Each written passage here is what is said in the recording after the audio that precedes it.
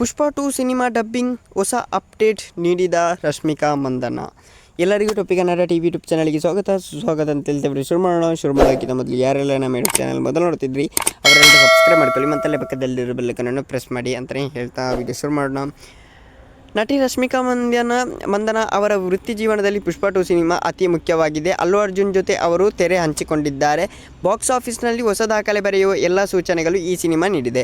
December 5ರಂದು ವಿಶ್ವದಾದ್ಯಂತ ಪುಷ್ಪ 2 ಬಿಡುಗಡೆ ಆಗಲಿದೆ. ಸದ್ಯಕ್ಕೆ ಸಿನಿಮಾದ ಕೊನೆಯ ಹಂತದಲ್ಲಿ ಕೆಲಸ ಚಾಲ್ತಿಯಲ್ಲಿವೆ. ಆ ಬಗ್ಗೆ ರಶ್ಮಿಕಾ ಮಂದಣ್ಣ ಅವರು ಮಾಹಿತಿ ಹಂಚಿಕೊಂಡಿದ್ದಾರೆ. ಈಗ ಅವರು ಡಬ್ಬಿಂಗ್ ಮಾಡುತ್ತಿದ್ದಾರೆ. ಸುಕುಮಾರ್ ನಿರ್ದೇಶನ ಮಾಡುತ್ತಿರುವ ಪುಷ್ಪ 2 ಸಿನಿಮಾದಲ್ಲಿ ರಶ್ಮಿಕಾ ಮಂದಣ್ಣ ಅವರಿಗೆ ಶ್ರೀವಲ್ಲಿ ಎಂಬ ಪಾತ್ರ ಇದೆ. ಪುಷ್ಪ ಚಿತ್ರದಲ್ಲಿ ಈ ಪಾತ್ರ ಹೈಲೈಟ್ ಆಗಿತ್ತು. ಈ ಎರಡನೇ ಪಾರ್ಟ್ನಲ್ಲೂ ಆ ಪಾತ್ರ ಮುಂದುವರಿಯುತ್ತಿದೆ.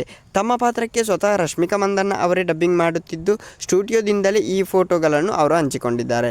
ತಮಾಷೆ ಮತ್ತು ಆಟಗಳು ಮುಗಿದಿವೆ, ಈಗ ಬಿಸ್ನೆಸ್ ಶುರು ಮಾಡೋಣ. ಇದರ ಅರ್ಥ ಏನೆಂದರೆ ಪುಷ್ಪ 2 ಸಿನಿಮಾದ ಚಿತ್ರೀಕರಣ ಬಹುತೇಕ ಮುಕ್ತಾಯ ಆಗಿದೆ.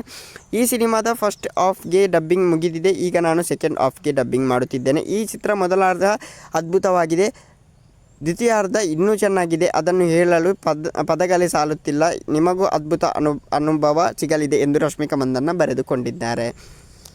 ಸೋಷಿಯಲ್ ಮೀಡಿಯಾದಲ್ಲಿ ರಶ್ಮಿಕಾ ಮಂದಣ್ಣ ಅವರು ತುಂಬ ಆ್ಯಕ್ಟಿವ್ ಆಗಿದ್ದಾರೆ. ಇನ್ಸ್ಟಾಗ್ರಾಮ್ ಸ್ಟೋರಿಯಲ್ಲಿ ಅವರು ಈ ಫೋಟೋಗಳನ್ನು ಮತ್ತು ಮಾಹಿತಿಗಳನ್ನು ಹಂಚಿಕೊಂಡಿದ್ದಾರೆ. ಶೂಟಿಂಗ್ ಮುಗಿಯುತ್ತಿದೆ ಎಂಬಕ್ಕೆ ರಶ್ಮಿಕಾ ಮಂದಣ್ಣ ಅವರು ಬೇಸರ ಮಾಡಿಕೊಂಡಿದ್ದಾರೆ.